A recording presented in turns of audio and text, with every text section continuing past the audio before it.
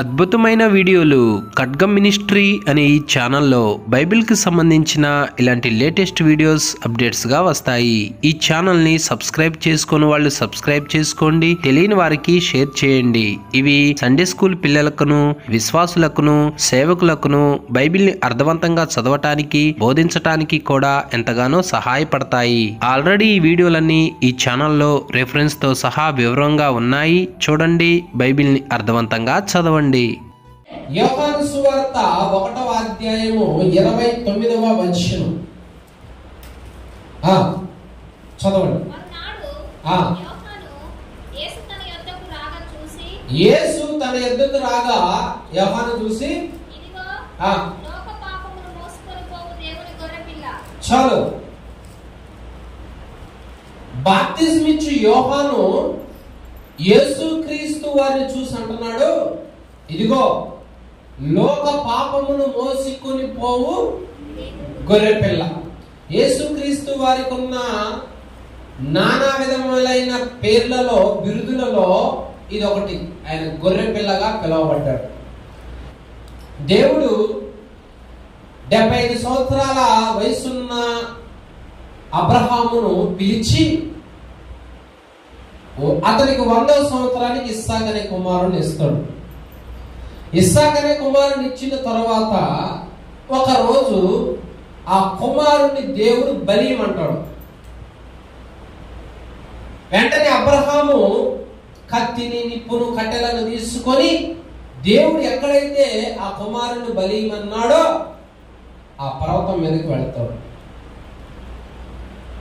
ఆ పర్వతం మీదకి వెళ్ళిన తర్వాత కట్టెలు చక్కగా పేర్చి తన ఒక్కగానొక్క కుమారుని బంధించి ఆ కట్టెల మీద పెట్టి కత్తి తీసుకొని అలా వేయబోచుండగా ఆ దేవదూత అబ్రహాముతో మాట్లాడి, ఆ చిన్నవాడిని ఏమీ చేయొద్దు, వాడిని చంపొద్దు అన్న తర్వాత ఏం మాట్లాడుతున్నాడు? ఆదికాండం 22:13. అప్పుడు అబ్రహాము కన్నులెత్తి చూడగా అది సంగతి. పొదలో కొమ్ములు తగులుకొని ఉన్న ఒక పొట్టేలు వెనక తట్టున అతనికి కనపడ్డదంట. దేవుడు చూపిస్తున్నాడు. హల్లెలూయా. ఈ రాత్రికాల సమయంలో పొదలో పొట్టేలు, అదే మన అంశం అమ్మా. పొదలో పొట్టేలు, ఒక పొదలో పొట్టేలు చిక్కుకొని ఉన్నదే. గొర్రె అన్న పొట్టేలు అన్న, మొగదు కాబట్టి పొట్టేలు, ఆడదైనా గొర్రె, మొగదైన గొర్రె. అబ్రహాము వెనక తట్టున కనపడ్డది ఈ దృశ్యం. ఆశ్చర్యం, అద్భుతంగా ఉన్నది. ఇప్పుడు ఏమిటి? దేవుడు ఒక పొదలో ఒక పొట్టేలు చిక్కుకున్నది, దాన్ని చూడమంటున్నాడు, దాన్ని బలిమంటున్నాడు దేవుడు. ఇంతకీ ఆ పొదలో ఆ పొట్టేలు ఎందుకు చిక్కుకొని ఉన్నది? ఆ పొద దాన్ని ఎందుకు బంధించింది? ఆ పొదకు అర్థం ఏమిటి? ఈ పొట్టేలు అక్కడ ఎందుకు ఉన్నది? దాని ద్వారా దేవుడు మనకి ఏం నేర్పించబోతున్నాడు అనేది నేర్చుకోవటమే మన ఆత్మీయ జీవితానికి క్షేమం. హల్లెలూయా. నేను చెప్పబోయే అంశం ఏంటి? ఇప్పుడు పొదలో పొట్టేలు, పొదలో పొట్టేలు. చాలాసార్లు దైవజనులు ఈ అంశం మీకు చెప్పే ఉంటారు. అయితే ఒక్కొక్క ప్రత్యక్షతకి ఒక్కొక్క విధంగా బోధించవచ్చు. కనుక ఇంతకీ భూమి మీదకి పొద, ముళ్ళ పొద మనందరూ తెలుసు, మీ అందరికీ తెలుసు పొద అంటే ఎట్లా ఉంటుంది. గచ్చ పొద, ముళ్ళ పొదలు ఉంటాయి. అసలు భూమి మీదకి పొద ఎప్పుడు వచ్చింది చూడండి. అసలు అది వరకు పొద ఉందా? ఆదికాండం 2వ అధ్యాయం 5వ వచనం. అది వరకు పొలమందలి ఏ పొద? ఇదేంటి? అది వరకు పొద లేదు భూమి మీద. అది వరకు ముళ్ళ దుప్పలు లేవు, గచ్చ పొదలు లేవు, అది వరకు లేవు. తర్వాత వచ్చింది. దేవుడు ఆదామును సృజించిన తర్వాత, అవన చేసిన తర్వాత, ఏదైనా తోటను సేద్యం చేసుకుని వాళ్ళు ఆహారం తింటున్నప్పుడు ఈ పొదలు లేవు. అది వరకు లేదు, తర్వాత వచ్చిందంట. అంతే. ఎప్పుడు వచ్చింది చూడండి. 3వ అధ్యాయం 17వ వచనం. మీరు కొంచెం యాక్టివ్గా ఉండాలి. ఆయన ఆదాముతో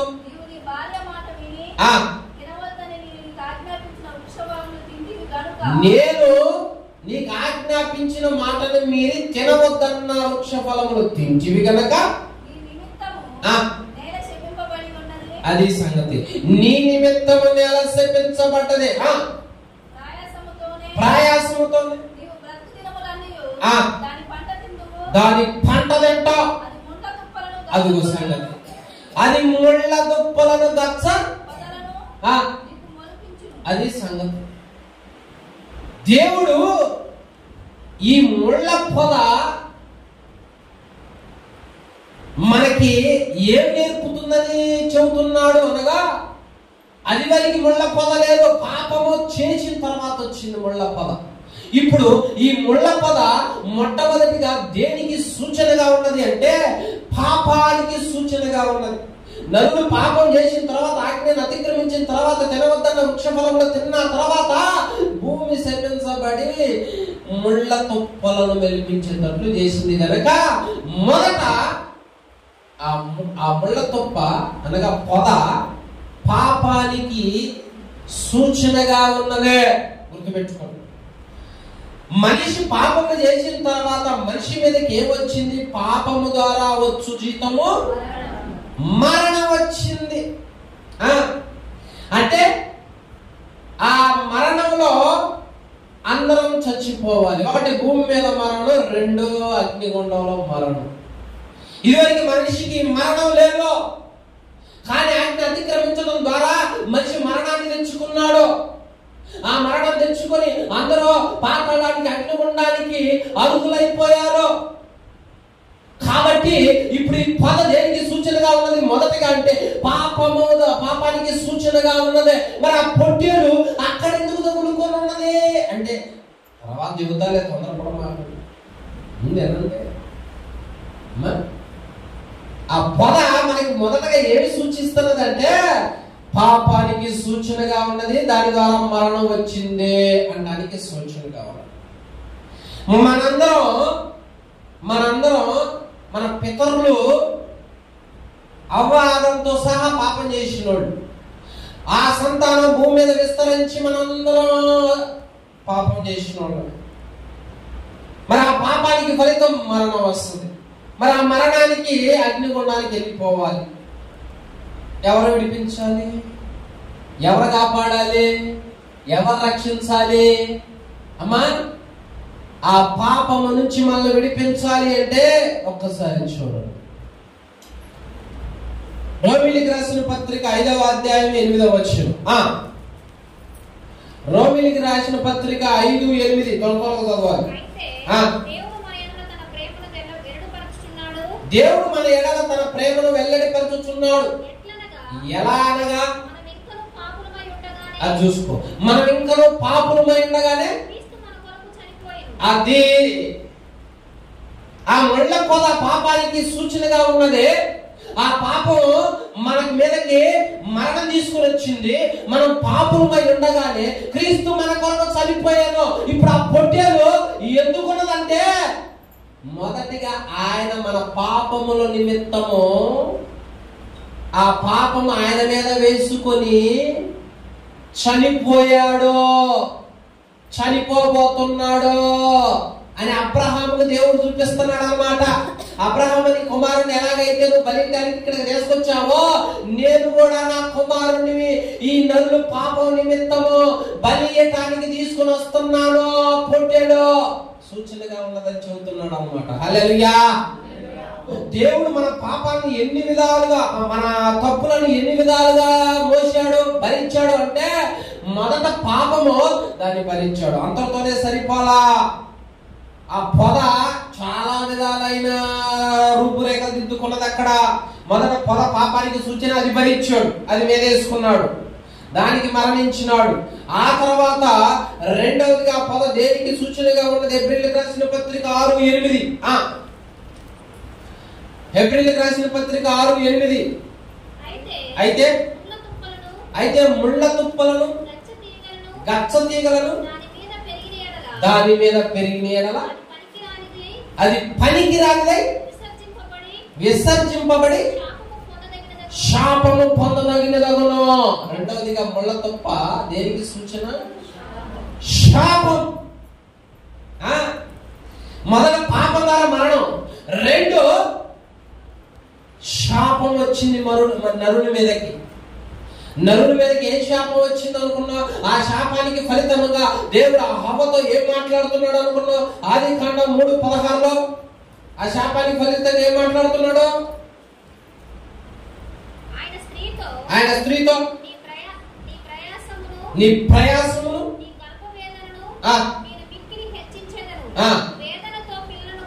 ఎలాగంటది? వేదన. గుర్తుపెట్టుకోండి. మొదట ముళ్ళతొక్కుల పాపానికి సూచన, రెండు ముళ్ళతొక్కుల శాపం వచ్చింది. ఆ శాపం ఏంటో తెలుసా? ఎలాంటి శాపం అనుకున్నావు? అది వరకు ప్రసవ వేదన లేదు, అది వరకు ఆ వేదన లేదు, ఇప్పుడు ఆ వేదన వచ్చింది. ఒక 10 మంది స్త్రీలు అది వరకు కనడానికి సిద్ధమైతే అందులో బతికేది 7, మిగిలిన 7 ప్రసవ వేదన తట్టుకోలేక చచ్చిపోయేవాడు. శాపం. అర్థమైందా? బైబిల్ గ్రంథం చదువుతున్నప్పుడు చాలా సార్లు దేవుడు గర్భిణీ స్త్రీకి ప్రసవ వేదన వచ్చినట్లు ఎన్నో సార్లు ఆ వేదన ఎత్తి చెబుతాడు. ఎందుకు అనుకున్నావు? ఆ వేదన అది వరకు ఎంతో మందిని చంపింది. అందుకని ఒక ఆయనకి 7-8 భార్యలు. అందుకే మరి ఏమో కంటానికి వస్తుంది, నొప్పులు తట్టుకోలేక ఆ వేదన భరించలేక చచ్చిపోతుంది. మళ్ళీ ఇంకొక ఆమె చేసుకోవటం. అట్లా వేదనతో కంటావు పిల్లల్ని అంటాడు. ఇది శాపము. అయితే యేసుక్రీస్తు వారు ఏం చేశాడు? మరి పాపాన్ని మీద వేసుకున్నాడు. ఇప్పుడు నరుడు అనగా స్త్రీ కనలేక చనిపోతా ఉన్నది. ఎంతో మంది చచ్చిపోతా ఉన్నారు. ఆ శాపం ఎంతో మందిని మింగివేస్తా ఉన్నది. కాబట్టి ఆ శాపము కూడా ఆయన మీద వేసుకోవాలి. ఇప్పుడు మరి వేసుకున్నా లేదా చూడండి. గలతీయులకు 3:14. గలతీయులకు 3:14 త్వరగా.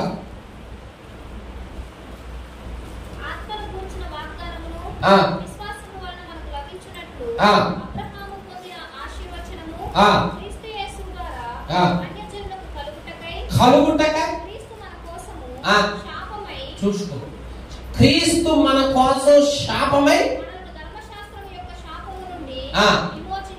మొదట మన పాపాలను మీదేసుకున్నాడు, రెండు మన శాపము కూడా ఆయన మీదేసుకున్నాడు. చూడు, మనమేదో రక్షణ అంటే సింపుల్ గా తీసేసుకుంటాం, ప్రార్థన అంటే సింపుల్ గా తీసేసుకుంటాం. శిలువ మరణం అంటే ఎన్ని విధాలుగా ఉన్నదో, ఎన్ని మేదేసుకున్నాడో, ఎన్ని భరించాడో అవి ఇప్పటికీ చాలా మందికి తెలియటల్లా, ఇప్పటికి చాలా మందికి అర్థం కావటల్లా. క్రీస్తు ప్రేమ అంటే తెలియని వాళ్ళు ఉన్నారు. అందుకే వాక్యంలో ఎదగండి, బాగా వాక్యంలో బాగా ఎదగండి, ఉపదేశంలో ఎదగండి, అప్పుడు అర్థమైంది. లేకపోతే ఒక కార్యం చేశాడు అనుకో, యేసయ్యానికి స్తోత్రాన్ని ఇంటి ముందు ప్రార్థన పెడతారు. ఈ రెండో కార్యం జరగలేదు అనుకో, ఇక మందిరం కూడా లేదు. ఇంక అదే ప్రేమ అంటే వీళ్ళకి క్రీస్తు మరణం అర్థం కాల, క్రీస్తు ఎలా చనిపోయాడో అర్థం కాల, ఎన్ని విధాలుగా ఆయన మనం వేధించామో, మన శిక్షలు ఎన్ని విధాలుగా ఆయన వేద వేసుకున్నాడో అర్థం కాల. మొదట నరకానికి వెళ్లకుండా మన పాపం ఆయన మీద వేసుకున్నాడు. రెండు, ప్రసవ వేదనతో చనిపోతా ఉంటే ఆ శాపం కొట్టివేయటానికి, ఆ బాధను కొట్టివేయటానికి అది ఆయన మీద వేసుకున్నాడు. ఆ శాపాన్ని ఆయన పొందుకున్నాడు. శాపగ్రాహి అయ్యాడు, శపించబడిన వాడయ్యాడు. అమ్మా, శపించబడిన వాడయ్యాడు. దేవుడు యొక్క పొదలా మనకు నేర్పుతున్న పాఠాలు. అందుకనే ఆయన శాపం తన మీద వేసుకొని చనిపోయాడు కాబట్టి ఈ రోజు సురక్షితంగా కనగలుగుతున్నారు. అర్థమైందా? లేకపోతే ఎంతో మంది మరణించాల్సి వచ్చేది. అదే బైబిల్ గ్రంథం చదువుతున్నా, మీరు బాగా చదువుతారు. బైబిల్ గ్రంథం చదువుతున్నప్పుడల్లా ప్రసవ వేదన ఎత్తి చెబుతాడు దేవుడు. అంత హైలైట్ అది, అంత ఘోరం అది, అంత గొప్పది. ఎందుకు చెబుతున్నాడు ఈ మాట? పదే ఎందుకు అంటున్నాడు ఈ మాట? చనిపోయారు చాలా మంది ఆ శాపానికి వాళ్ళ ప్రాణాలు పోయి అది ఆయన మీద ఇంతతోనే అయిపోలా, ఇంకా మళ్ళా పోతే ఇంకా ఎన్ని రూపాయలు దిద్దుకుందో మరి మనం మామూలు. చూడండి మత్తయి సువార్త 11వ అధ్యాయము 22వ వచనం. ఇంకా మళ్ళా పొద దేనికి సూచనగా ఉన్నదని దేవుడు చెప్తున్నాడు. ముళ్ళ పొదలో విత్తబడిన వాడు వాక్యం వినువాడే గాని ఐహిక విచారమును ధనమోసమును. చాలు, ముళ్ళ పొదలో ఎవడన్నా ఉంటే ఆ పొద దేనికి సూచన అంటున్నాడు అక్కడ చెప్పండి? ఐహిక విచారము ధనమోసం. అంటే నరుడు ధన పిచ్చి కలిగినాడు. ఆ ధనం కోసమే లంచం అడుగుతాడు, ఆ ధనం కోసం అబద్ధాలు ఆడతాడు, ఆ ధనం కోసం అక్రమ సంబంధాలు పెట్టుకుంటాడు, ఆ ధనం కోసమే దొంగతనాలు చేస్తాడు, ఆ ధనం కోసమే మనుషులు చంపుతాడు. ఇలా ధన పిచ్చితో ఉండి బలత్కారంతో ఉండి నరుడు వేధించబడతా ఉన్నాడు ఆ రోజుల్లో. అంతేకాదు ఐహిక విచారం అంటే ఎలా బ్రతకాలి, రేపేం తినాలి, రేపేం కట్టుకోవాలి, ఇంకా ఎలా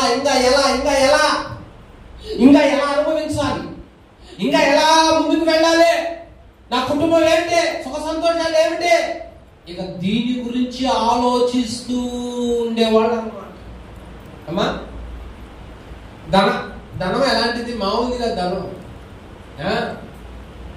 నరుడు ఎలాంటి ఆ ఎవరో యేసుక్రీస్తు వారి దగ్గరికి వచ్చి నిత్య జీవం పొందుటకు నేనే కార్యం చేయాలంటాడు. నిత్య జీవం దేవుడు చెబితే ఇవన్నీ నాకున్నాయి, ఇంకేమన్నా అంటే ఏమన్నా ఉన్నాయంటే అయితే నీకున్న ఆస్తి మొత్తం అమ్మి పేదలకు ఇచ్చి నన్ను అమ్మడించురా. ఆడేమంటాడు? వాడు మొహం శమ పుచ్చుకొని, అంటే ఇదంత ధన మోసంలో మునిగిపోయిండు చూడు. మనం కూడా అంతే. ఇక్కడ ప్రార్థన అంటే దీన్ని పక్కన పెడతాము, పలిగిపోవాలి. పని చేసుకోవడం తప్పని నేను చెప్పట్లా.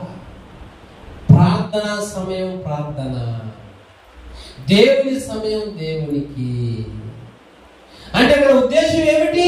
వాళ్ళు బాగా ఎదిగారు, నేను ఎదగల, నేను కూడా బ్రతకాలి. ఐహిక విచారము. ఎప్పుడు ఒకటే కూర, మాంసం కూర లేదా, ఎప్పుడు ఇంట్లో ఒకటేనా ఫర్నిచర్ లేదా, ఎలా బ్రతకాలి? ఇదే ఆశలో నరుడికి. కాబట్టి డబ్బు కావాలి.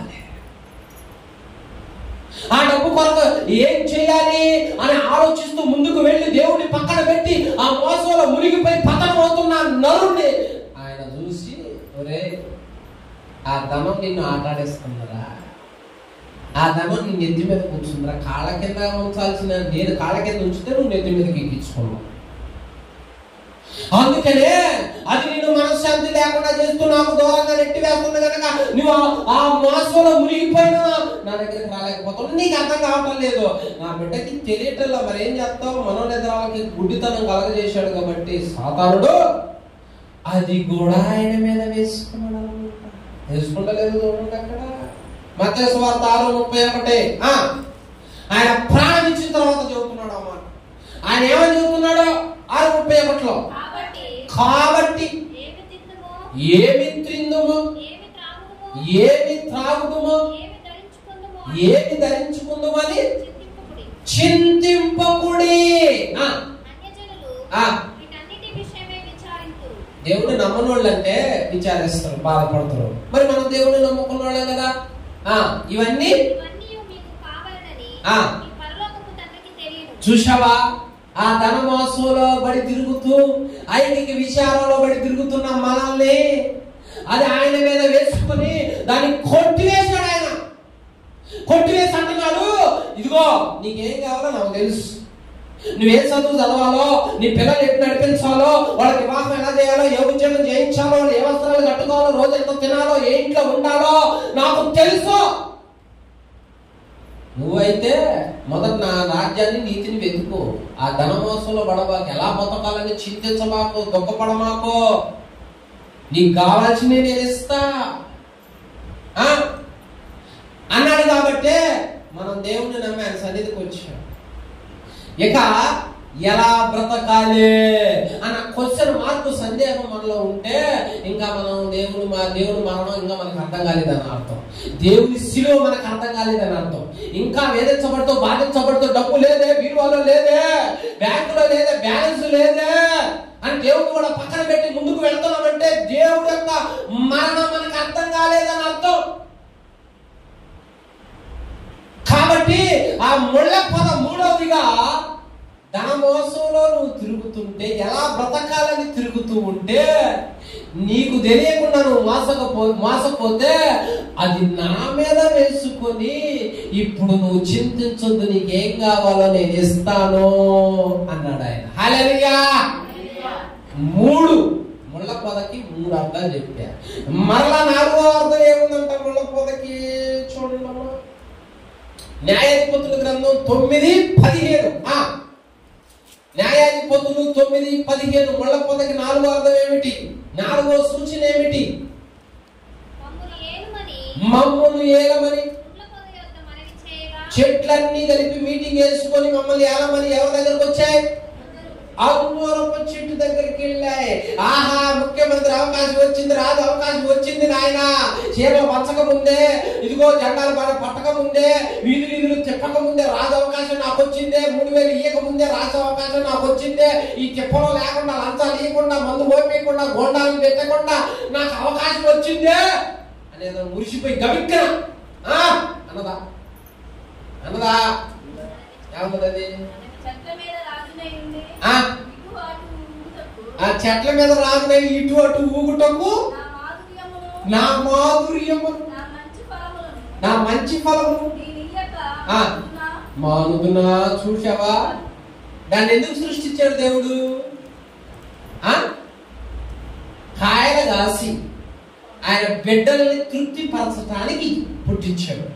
అర్థమైందా? అందుకనే దేవుడు ఒక పని పెడితే ఇంకొకటి వచ్చి ఇంకొక పని చేయమంటే అది ఏమంటుందంటే, అసలు ఆయన పుట్టించింది ఎందుకు? నా ఫలాలను ఇచ్చి నన్ను తృప్తి పరచడానికి. నువ్వేందు నన్ను ఇటు అటు పోవడానికి రమ్మంటున్నావు, పెత్తనం చేయడానికి రమ్మంటున్నావు? అది నా పని కాదు, పో. మనం కూడా ఇలా ఉంటే ఎంత బాగుంటే. రెండవదిగా ద్రాక్ష చెట్టును అడిగాయంట. అందరూ చెట్టు ఎట్టుకుని రాలేదు, మంచి అవకాశం కోల్పోయింది, నువ్వన్నా వస్తావా అని అడిగితే అది అంటదంట, చెట్ల మీద రాజేయండి ఇటు అటు పోగటానికి, నేను ఎందుకు ఊగటానికి వస్తా? నా ద్రాక్ష రసాన్ని, నా మాధుర్యాన్ని ఇచ్చి అందరినీ తృప్తిపరచాలి, నేను రాను అంటున్నా. అంటే వీటికి దేని మీద ఎక్కువ ఇంపార్టెంట్? దేవుడు అప్పగించిన పని మీదే ఇంపార్టెంట్. ఇక లాభం లేదు. కానీ 3వసారి ముళ్ళ చెట్టు దగ్గరకు పోయింది అంట. ముళ్ళ చెట్టు ముళ్ళ పొద చెట్లన్నిటి మీద రాజుగా ఉండటం నీకు ఇష్టమా అని అడిగిందంట. అదే ఏమంటుంది? ముళ్ళ పొద రండి ఆశ్రయించుడి, లేకపోతే అగ్నినాలో నుండి బయలుదేరి లెబానోనులో ఉన్న దేవదారు చెట్లను అంటే అది చూడు ఏమంటుందో, నన్ను కనుక రాజు చేసుకోకపోతే, నాకు ఆ సీట్ ఇవ్వకపోతే మొత్తాన్ని కాల్చేస్తా అంటే. 4వదిగా ముళ్ళ దుప్పలు దేనికి సూచన? పదవి వ్యామోహము, అధికార దాహము. నేనే ఉండాలా, నేనే పెద్దగా ఉండాలా, నేనే ప్రార్థన పరురాలుగా ఉండాలి, ఎవరు ఉండకూడదు, నాకే డబ్బు ఎక్కువ ఉండాలా, నేనే అధికారం చలాయించాలా, నేనే అందం, మా కుటుంబమే మంచి ఉద్యోగమైన కుటుంబము, మేమే బాగా మాట్లాడగలుగుతాము, వాళ్ళు అలాంటి వాళ్ళు కాదు, మాదే రేంజ్ ఎక్కువ, మా కులమే పెద్దదే. నరుడు ఎలాంటి వాడు తెలుసా? పదవి వ్యామోహానికి అలవాటు పడ్డవాడు. ఎవరన్నా ఏదన్నా మందిరానికి ఏదన్నా విలువైంది ఇస్తే ఇప్పుడు ఆమెను పొగడాలి, పొగడకపోతే ఆమెకు ఇష్టం ఉండదు. పదవి, నన్ను ఆ పదవిలో పెట్టలే, నన్ను ఆ పెద్దగా పెట్టలా, నన్ను ఆ రేంజ్ లో పెట్టలా, నన్ను ఆ రేంజ్ లో పిలవాలా.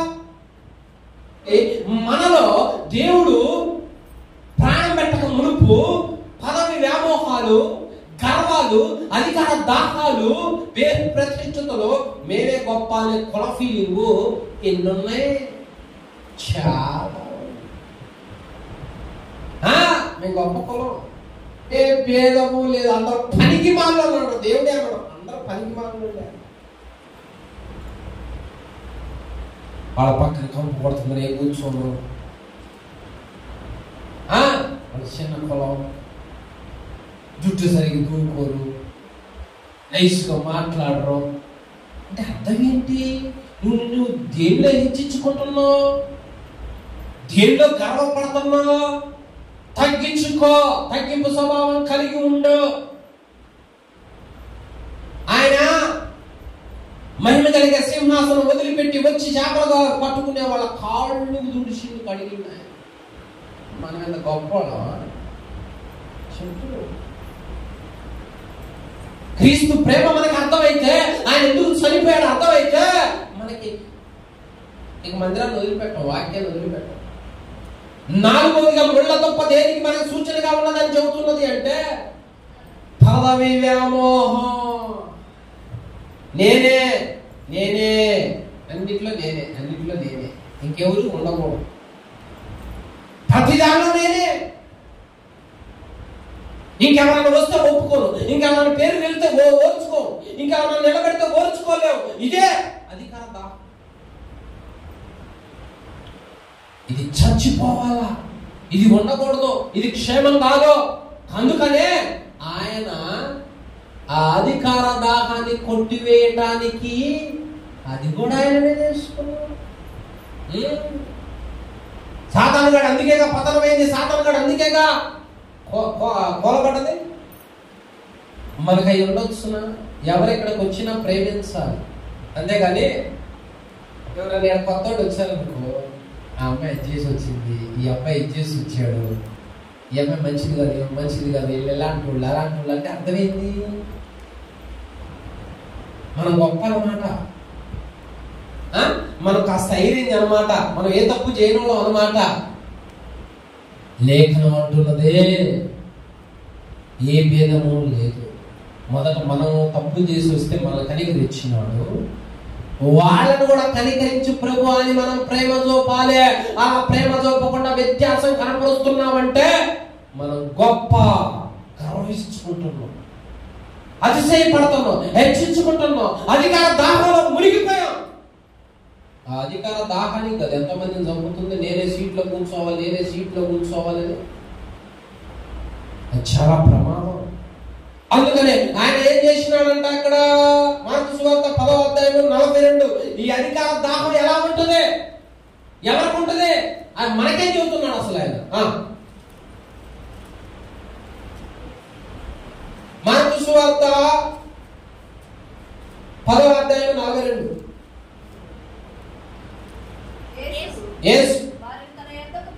యేసు వారిని తన యొద్దకు పిలిచి ఏమని? అన్యజనులలో అధికారులని ఎంచబడిన వారు,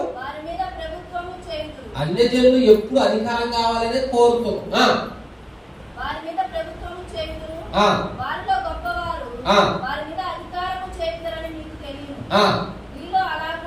చూడేమంటుండో, వాళ్ళలో గొప్పవారు అధికారం ఉండాలని కోరుకుంటారు, కానీ మీరు అలా ఉండొద్దు. మరి ఎలా ఉండాలి? మీలో ఎవడైనాను మనలో ఎవరైనాను గొప్పవాళ్ళగా ఉండాలని ఒకవేళ అనుకుంటే అది దేవుడు చెబుతుంది మనకి. హల్లెలూయా.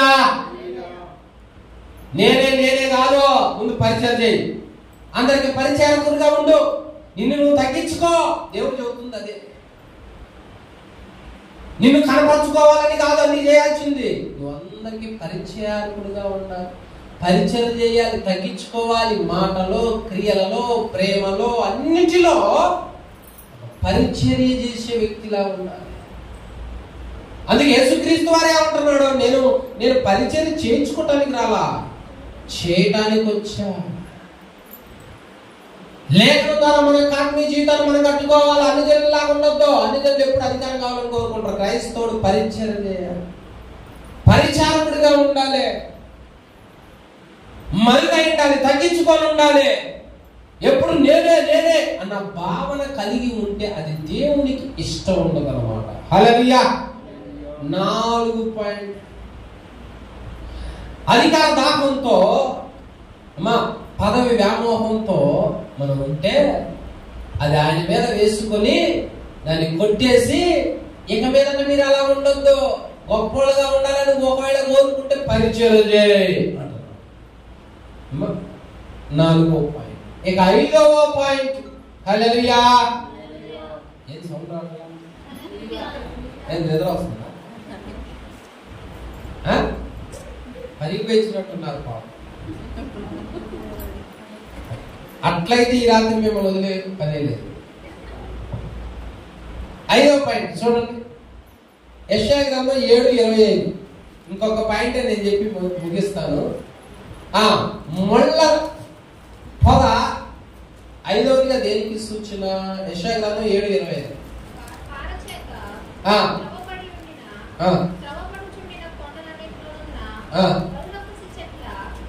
బలురక్కసి చెట్ల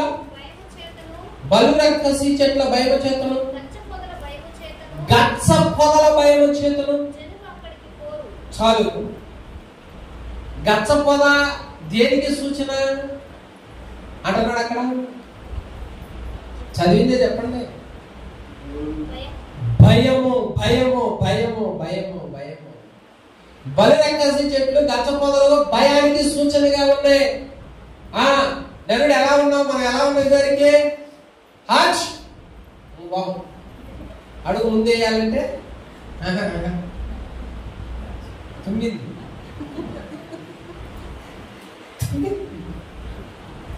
అంతే.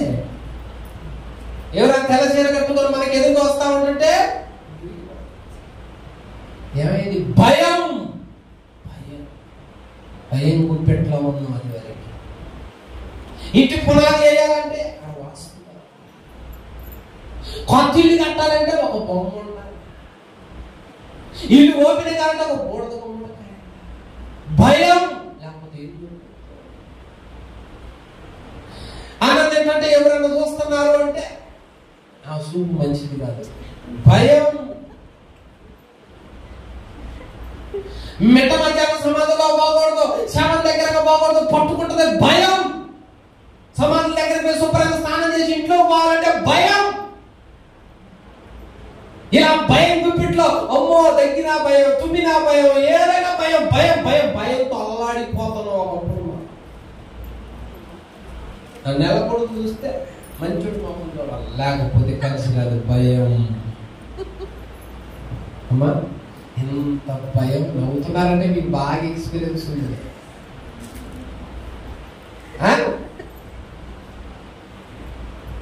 చూసావా, దేవుడు మనల్ని ఎన్ని విధాలుగా విడిపించాలని ఆశపడ్డాడంటే మనకేమో సిలువ మీద చచ్చిపోయిన అదే తెలుసు. చచ్చిపోయినవయ్యా ఏసయ్యా. ఆ రోజు వచ్చి పాట పాడుతూ ఏడుస్తుంది. 2వ రోజు ఏదైనా నీలేదనుకో బాబా ఏమిచ్చిండు ఆయన.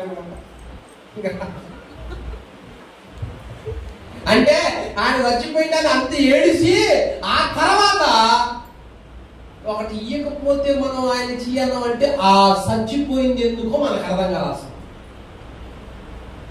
ఎన్ని విధాలైన తప్పులు మనలో ఉంటే, బందీగా మనం ఉంటే ఆయన మీద వేసుకుని మనం విడిపించాడో మనకు అర్థం కాదు.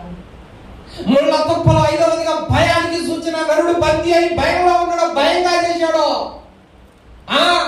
కాస్త అర్ధరాత్రి కనుక ఎవరన్నా గల్లు గల్లు గల్లు గల్లే గజ్జల సప్పుడు వచ్చిందంటే మాత్రం దొప్పడదే ఇంట్లో బయటికి రా.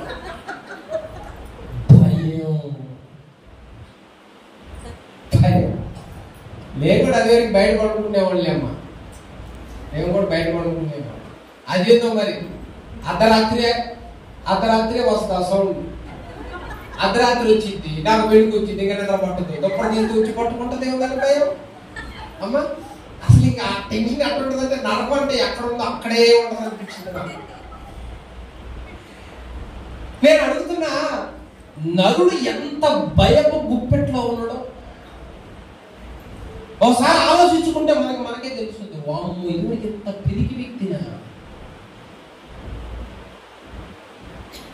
మా అమ్మోడు మమ్మల్ని ఏం చేసేవాళ్ళు అంటే, అరే మా పిల్లలు ఎవరైతే ఎంతమంది ఉన్నారో అంతమంది టెంకాయలు కొట్టాలంటారు, లేకపోతే చచ్చిపోతున్నారంట. మా అమ్మ టెంకాయలు కొట్టేది. అరే ఎవరైనా వయసులు చచ్చిపోయారంటే అంత బాబా నువ్వు వయసుడు నీకు పట్టుకుంటారంటే నాకు ఇంకెంత భయం పడుతుంది. నేను పోనాడికి నన్ను పట్టుకుంటాను, నన్ను నేను లోకంలో నేను ఒక్కడే కాక మరి ఏం చేస్తాను అంటే లేఖనం ఏమో చనిపోయిన వాళ్ళ దగ్గరకు పోంటుంటే వీళ్ళేమో నేర్పుతున్నట్టు దెయ్యం దెయ్యం దెయ్యం అనేసరికి ఆ డొప్పైన కానీ నాకు భయం. ఆ కుంకం చూశాను, బొమ్మ దాడితే బొమ్మ బొమ్మ నా కాళ్ళమంట వస్తుంది అని ఒక భయం. ఇలా మనం అందరం భయంలోనే ఉన్నాం. ఒక్కొక్కళ్ళొక భయంలో, ఒక్కొక్కళ్ళొక సెంటిమెంట్ లో ఉన్నాం. ఒక్కొక్కళ్ళొక భయం ఆవరించింది. అది భయం అని మనకు తెలియదు, కానీ అది కలుసు వస్తుందని మనం అనుకుంటున్నాం. దేవుడు ఎంత ప్రేమ కలిగిన వాడు, దేవుడు ఎంత కనికరం కలిగిన వాడు. అమ్మ ఇప్పుడే కోదాల నుంచి ఫోన్ వచ్చింది అనుకో, ఏంటి అంటే కూర్చున్న వాళ్ళంతా చచ్చిపోతున్నారు, కోదాల నుంచి ఫోన్ వచ్చింది అనుకో, ఏం చేస్తారు? ఇంకా ఈ ఊరు మొత్తం కలిసి తలుపు తీసుకుని నిద్రపోతారు. అంతే. మెట్టగొడవలన్నా మెట్టగొడవ తెల్లారుదాము 3ంటికి అప్పుడే మెలుకొచ్చింది, ప్రార్థన చేసుకున్నాం. ఆ ఊర్లో ఉన్న ఒక ఆమె ప్రతి ఇంటికి మాత్రం తలుపు పట్టుకోవడం, లేటి లేటి లేటి మీ పిల్లలు కూడా లేపండి, మీరు కూడా లేపండి, ఇంక పట్టుకోవద్దు అంటుంది. ఏందేమో మొత్తాన్ని లేపుతుంది, నాకే వినపడుతున్నాయి. వాళ్ళు ఏంది ఏంది అంటున్నారు. అనగానే ఈ భయం మనుషులకి ఎక్కువ, అది నిజమైంది అబద్ధమైంది అసలు అసలు అసలు అది పట్టించుకో. ఈ భయం ఎక్కువ, మొత్తాన్ని లేపుతుంది. పాపం నా దగ్గరకు వచ్చేసరికి పాస్టర్ గారి మీద లేపుతుంది. నా మీద కూడా అంత ప్రేమ వచ్చింది. నా దగ్గర వచ్చి పాస్టర్ గారు లేదే నిద్రపోమాకంటే, ఏమమ్మా హోదా నుంచి ఫోన్ వచ్చింది, ఏమని? పండుకున్నాడు పండుకున్నట్టే చచ్చిపోతాడు, అందుకనే లేవాలి. మొత్తాన్ని లేపాను. నీకెవరు లేపుతారు? అందుకే నేను వచ్చాక అబ్బా నా తల్లి నా మీద ఎంత ప్రేమ. మరణం అనేది దాని ఇష్టం వచ్చినప్పుడు రావడానికి దేవుడు ఎందుకు? ఇంకా మరణం అనేది అంత సింపుల్ అనుకుంటున్నావా? మరణం అనేది ఎక్కడ పడితే అక్కడ తీసుకొని పోవడానికి దేవుడు లేదనుకున్నావా? జీవం కలిగిన దేవుడి చేతిలో ఉన్నాయి మన ప్రాణాలు. తాతను కూడా వచ్చి తీసుకొని పోతాడు. ఇలాంటి గాలి వార్తలకి, పిచ్చి పిచ్చి వార్తలకి మనం భయపడుతున్నాం. అది వరకు ఆ బందీలో ఉన్నాం, ఆ భయంలో ఉన్నాం, ఆ గుప్పెట్లో ఉన్నాం. కాబట్టి ఆ భయాన్ని ఆయన ఏం చేశాడంటే, ఈ భయం దేవుడు అందుకే బైబిల్ గ్రంథంలో చాలాసార్లు భయపడకూడదు భయపడకూడదు భయపడకూడదు ఎందుకు చెబుతున్నాడు ఆ మాట? మనం భయస్తున్నాం. మనం భయస్తున్నాం. పిరికి వాళ్ళని చేసిండు సాతాను గాడు. మర్రి చెట్టు గుబురుగా ఉందంటే మనకు గుర్తొచ్చింది అది. ఆ మర్రి చెట్టు చూడగానే ఆ ఓటల మీద దెయ్యం వేలబడతాం. పెద్దోళ్ళు నేర్పింది అదే కదా. జీవం కలిగిన దేవుడు మనకు నేర్పింది ఏంటంటే, క్రైస్తవుడు దెయ్యాలను ఎలగొట్టేవాడు కానీ వీడు బారిపోయేవాడు కాదు. క్రైస్తవుడు దెయ్యాలను ఎల్లగొట్టేవాడు. ఆ అధికారం, ఆ భయాన్ని శిలువ మరణంలో కొట్టివేసి, ఇదిగో ఇక నుంచి దానికి నువ్వు భయపడేవాడు కాదు, నువ్వంటే అది భయపడాలా. ఆ కృపణ వరాన్ని నీకు ఇస్తున్నాడు దేవుడు. అందుకని అది ఏమంటుందంటే, నాకు పౌలు తెలుసు, యేసు నాకు యేసు తెలుసు, పౌలు తెలుసు. వాళ్ళంటే భయం నాకు. ఎలా ఉండాలి మనం? ఎందుకు ఇంకా పిరిగితనం? ఎందుకు ఇంకా ఎన్నో వాటిలో బందీ? ఏది కూడా మనల్ని ఏమీ చేయలేదో, ఏది మనల్ని భయపెట్టలేదో. మనం భయపడవలసింది దేవుడికే, ఇంకా దేనికి కాదు. మనం దాసులు ఆయనకే. హెబ్రీయులకు రాసిన పత్రిక 2:14. ఆ భయం ఆయన తీసేసాడో లేదో చూడండి. హెబ్రీయులకు రాసిన పత్రిక 2:14. కాబట్టి ఆ పిల్లలు రక్త మాంసములు గలవారైనందున అనగా అపవాదిని జీవిత కాలమంతయు, చూసావా, జీవిత కాలమంతయు మరణ భయము చేత దాస్యమునకు లోబడిన వారిని విడిపించుటకును హల్లెలూయా. మనల్ని విడిపించడానికి ఆయన రక్త మాంసాలు పాల్గొడాయి. జీవిత కాలం మనకి మరణ భయం పట్టుకుంది. రోడ్డు మీద పోతున్న యాక్సిడెంట్ అయితేమో, ఒమ్ము పని నుంచి పడుతుందేమో, ఎప్పుడు భయాలే. అటు నుంచి ఏమన్నా పాము వస్తుందేమో, ఇది ఏమన్నా చేస్తుందేమో భయం.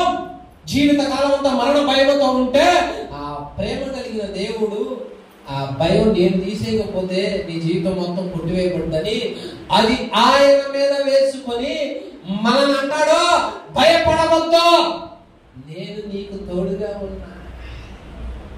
అంతేకాదు, నేనేది భయపెడుతుందో ఇప్పుడు దాన్ని నువ్వు భయపెట్టు. పరిశుద్ధాత్మ దేవుడు రాత్రి పగలు మనకు తోడైంది మనల్ని నడిపిస్తా ఉంటే ఇంకేం చేస్తాయేమో దురాత్మ, చీకటాత్మ, ప్రతి విధమైన మూఢనమ్మకారాలు, మూఢాచారాలు మనల్ని ఏం చేస్తాయి? మనల్ని ఏమీ చేయలేవు. హల్లెలూయా. ఐదవదిగా ముళ్ళ తుప్పలు దేనికి సూచన? భయానికి సూచన. అంటే చూసావా, ఆయన మరణించటం ఎన్ని వాటికి మరణించాడో చూడు, ఎన్ని ఆయన మీద వేసుకొని మనకి ఎన్ని విధాలుగా విడుదల ఇచ్చాడో చూడు. ఇంకా మనకి అర్థం కావడాలా క్రీస్తు మరణం బైబిల్ గ్రంథంలో ఒక్క మాట వెనక ఎంతో మర్మాలు దాగున్నాయి, ఒక్క మాట వెనక ఎంతో సత్యం దాగుంది. దాన్ని తొవ్వి తీయాలమ్మా, తొవ్వి తీయాలి. తర్వాత చివరిగా నేను ఎవరు చెప్పి ముగిస్తాను. లూకాసు వార్త 6వ అధ్యాయం 44వ వచనం. ఇక ముళ్ళ పొద, ముళ్ళ తుప్పలు దేనికి సూచనగా ఉన్నాయి? ముళ్ళ పొద, ముళ్ళ తుప్పలు దేనికి సూచనగా ఉన్నాయి?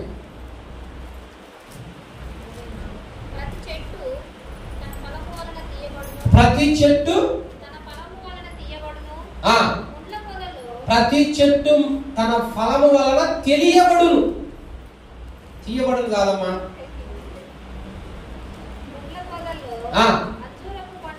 ముళ్ళ పొదలో అంజూరపు పళ్ళు, ముళ్ళ పొదలో అంజూరపు పళ్ళు ఏరుకోరు. కోరింద పొదలో ద్రాక్ష పళ్ళు. దేవుడు ఏమంటున్నారు? ప్రతి చెట్టు తన ఫలం వల్ల చెప్పలేంది తెలియబడుతుంది. అట్లయితే ముళ్ళ పొదలో ద్రాక్ష పళ్ళు దొరుకుతాయా? దొరుకుతాయా? మరి ముళ్ళ పొదలో ఏ ఫలం ఉంటుంది? ముళ్ళ పొద ఏ ఫలం ఉండదు దానికి. ముళ్ళ పొద ఫలం లేని దానికి సూచన. ద్రాక్ష చెట్టు అంటే ఒక ఫలం ఉంది, అంజూరపు చెట్టుకు ఒక ఫలం ఉంది. ముళ్ళ పొట్టు చెట్టు దగ్గర ఏ ఫలం ఉందంటే నిష్ప్రయోజనం. అంటే ఒకప్పుడు మనం ఎలా ఉన్నాం? ఫలించే వాళ్ళలాగా లేవు. మన దగ్గర ఎదుటి వ్యక్తిని ప్రేమించి వాడు క్షేమంగా ఉండాలి, వాడు దీవించబడాలి, వాడు రక్షించబడాలి, వాడు పాపం నుంచి విడిపించబడాలి, వాళ్ళ కొరకు ప్రార్థన చేద్దాం, కన్నీరు విడుద్దాము, వాళ్ళ ప్రార్థన పిలుద్దాం, వాళ్ళ క్షేమాన్ని కోరుతాం అన్న భావన అది వరకు మనకు లేదు. ఎవరైనా తప్పు చేసిన వాళ్ళు కనపడితే మనం ఏం చేస్తామంటే వాళ్ళ గురించి నలుగురు సాటింపు చేస్తాం.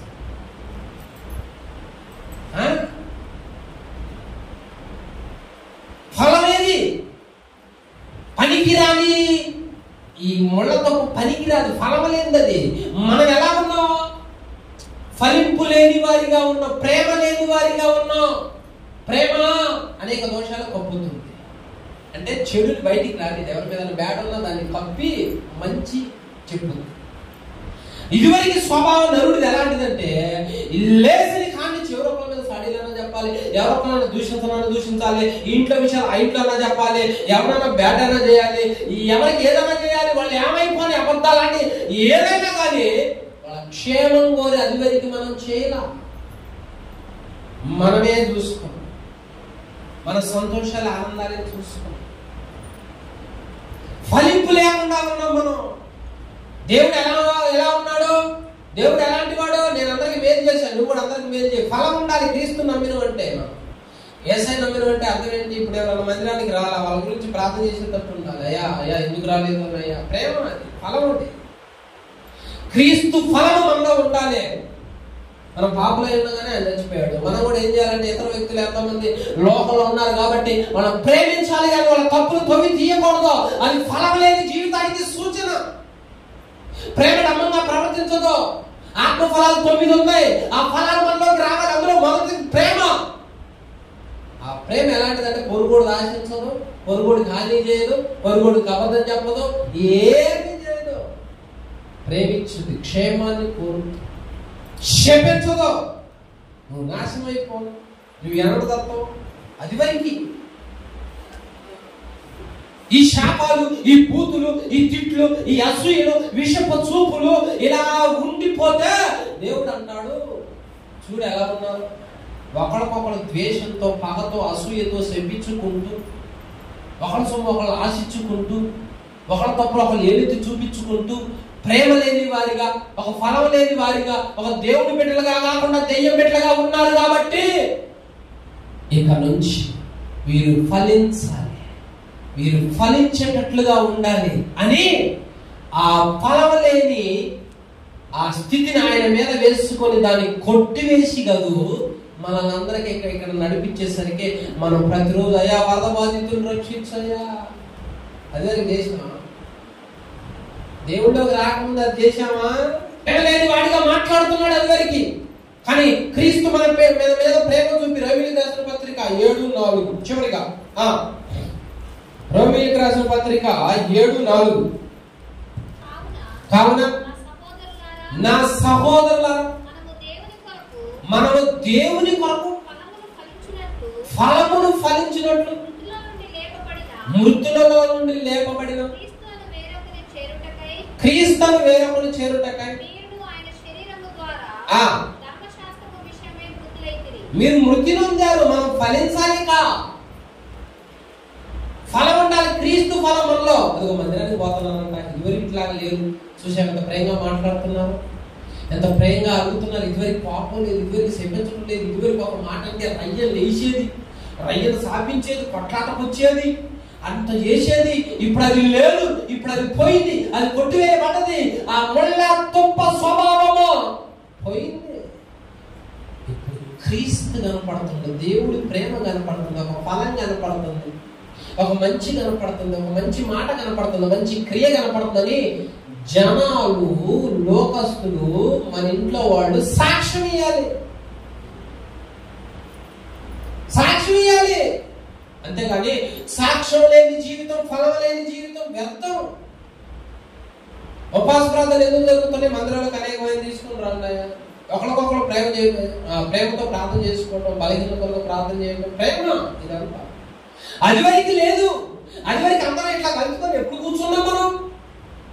ఆయన మనలో ఉండే సమస్తమును కొట్టివేసి ఆయన మీద వేసుకొని ఆయన భరించి ప్రాణం ఇచ్చింది. కాబట్టి మనకు ఆ విడుదల చొప్పుగా దానిలో విడిపించబడి చక్కగా అందరూ ఆయన కూర్చొని ఒకరి కోసం ఒకరు ప్రార్థన చేసుకుంటూ, ఎవరు ఉండిన అందరూ కలిసి ప్రేమ విందని పాల్పొంపులు పొందుకుంటూ, అందరూ పరిచయం చేసుకుంటూ, బ్రదరు సిస్టరు అనే ఆత్మీయ పలకరింపులలో పోతున్నాం. ఇదివరకు బ్రదర్ సిస్టర్ లేదు. అమ్మాయి అబ్బాయి అయ్యే, పెద్దోళ్ళైనా అదే, పిల్లలైనా అదే, అమ్మాయి అబ్బాయి అంటే. ఇదివరకు మంచి తలాంతులు లేవు, మంచి ఆలోచనలు లేవు, మంచి స్వభావం లేదు, మాట ఒకటి ఆలోచన ఒకటి. ఇలా ప్రేమ లేని వారిగా ఉంటే, సహోదరి సహోదరుడు స్వభావం లేకుండా ఉంటే, ఫలం లేకుండా ఉంటే, అది ముళ్ళ తప్ప స్వభావం. ఆయన నీకు వద్దు, అది ఆయన కాదు, ఆయన మీద వేసుకుని ఇప్పుడు మనకి సిస్టర్ బ్రదర్ అని ప్రేమగా ఆత్మీయ పలకరింపులు ఎందుకు వచ్చాయి? ఆత్మీయంగా ఎందుకు ఉండాల్సి వచ్చింది మనము? అది వరకు అది లేదు, తీసేసాడు. ఇప్పుడు ప్రేమ చూపిస్తా ఉన్నాం. ఇప్పుడు ఇదివరకు చూపించిన వ్యర్థమైన తలంపులు, మోహపు ఆలోచనలు ఇప్పుడు కాదు, అది ఒకప్పుడు. ఇప్పుడు మన స్థితిగతులను యేసుక్రీస్తు వారు ఏం చేశాడు?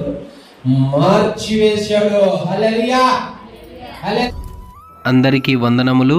ఖడ్గం మినిస్ట్రీ వీడియోలకు సంబంధించిన బుక్కు ప్రింట్ అయి సిద్ధముగా ఉన్నది. మొదటి బుక్కు ఈ కనిపించే 30 అంశాల మీద ఉన్నది. కావలసిన వారు ఈ నెంబర్కు కాల్ చేసి ఆర్డర్ చేసుకొనగలరు.